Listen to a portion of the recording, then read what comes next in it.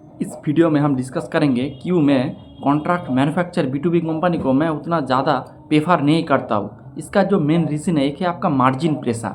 अगर आप देखेंगे कोई भी कॉन्ट्रैक्ट मैन्युफैक्चर कंपनी हो, वो किसी दूसरे कंपनी के लिए अपना प्रोडक्ट वगैरह बना के नॉन ब्रांड में जो उसका ब्रांड चिपक के नहीं जाते हैं, तो नॉन ब्रांडिंग के साथ वो लोग अपने जो जो बायर्स को दे देते हैं, फिर वो लोग अपना लोगो वगैरह चिपका के वो कंज्यूमर को सेल कर देते हैं। इसमें क्या होता है, जो बायर उसके पास जो नेगोशिएशन का पावर उस बायर के पास रहता है। इसीलिए आप कभी भी कोई भी मैन्युफैक्चर कंपनी अपना जो जो प्राइस वगैरह वो सिलेक्ट नहीं करता है अनलेस उसके पास जो प्रोडक्ट है वो बहुत ही यूनिक प्रोडक्ट है, बहुत ही नीश प्रोडक्ट है, तब वो अपना प्राइस वगैरह सेट कर पाते हैं। लेकिन अगर आप वही यूजुअल चीज़ जैसे दाल चाल या फिर आपका ऑटो एंसिलरी इस तरह का कोई भी जो प्रोडक्ट बनाते हैं, उसके पास प्राइस का पावर नहीं रहता है। वो प्राइस का पावर रहता है आपका जो बायर्स है उसके पास। ये एक बात है। फिर जो कैपेक्स वगैरह के बात अगर हम करें, तो जो B2B मैन्युफैक्चर कंपनी है उसको ज़्यादातर कैपेक्स करना पड़ता है।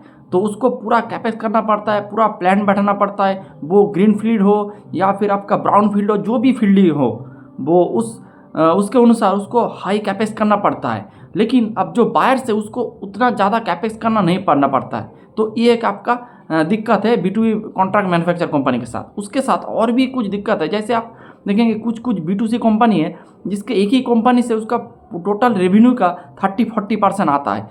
अब कोई भी दिक्कत हो तो आप देखेंगे अगर उस बायर्स जिसका परसेंटेज टोटल रेवेन्यू में 30 से 40% है, अगर उस बायर के साथ कुछ दिक्कत हो गए तो अगर उस बायर को उस B2B कॉन्ट्रैक्टर मैन्युफैक्चरिंग हाथ धो बैठे तो उसका 30 से 40% रेवेन्यू बहुत दिक्कत में आ जाते हैं। फिर उन लोगों ने जो प्लान वगैरह बैठाया था उसका यूटिलाइजेशन भी घट जाएगा, तो उससे बहुत इम्पैक्ट आ जाते हैं। इसीलिए जो आपका जो बार्गेन जो पावर होता है वो हमेशा बायर के पास रहता है। इसीलिए आप देखेंगे जो कॉन्ट्रैक्ट मैन्युफैक्चर होता है वो एक जो मार्जिन है उसका मार्जिन हमेशा स्टेबल रहता है, कुछ ज़्यादा अपवर्ड नहीं रहता है। इसका मेन रीज़न यही है।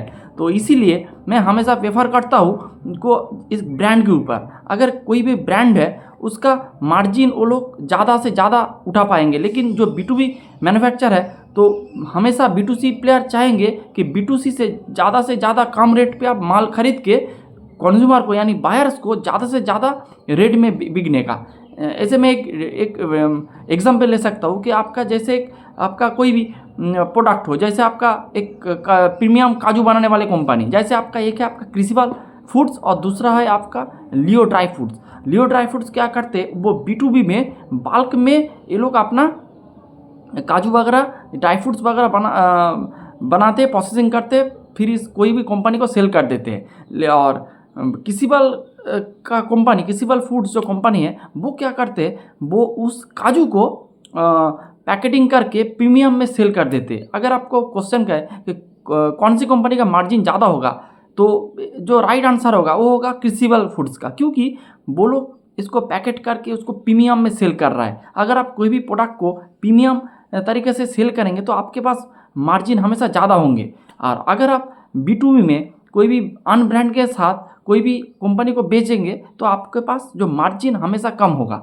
इसीलिए जैसे आपका ऑटो एंसिलरी कंपनी, इसमें भी आप देखेंगे हमेशा मार्जिन का एक पैसा रहता है, क्योंकि वो जो OEM वालों को ये प्रोडक्ट वगैरह सेल करते और OEM वगैरह आपके साथ बार्गेनिंग वगैरह करते, क्योंकि जो मार्केट में हमेशा वार चलता है, क्योंकि अगर आप नहीं देंगे तो दूसरी कंपनी दे देंगे, तो और इसके साथ अगर आप नहीं देंगे दूसरी कंपनी दे देंगे तो आपका क्या होगा, रेवेन्यू घट जाएगा। तो ये हमेशा डर B2B मैन्युफैक्चर कंपनी को रहते हैं। तो इसीलिए मैं हमेशा ट्राई करता हूँ B2B जो कॉन्ट्रैक्ट मैन्युफैक्चर कंपनी है उसका साथ एक दूरी बनाए रखने का, ये मैं ट्राई करता हूँ। तो यही था आज का video. Hope you like the video. Thanks.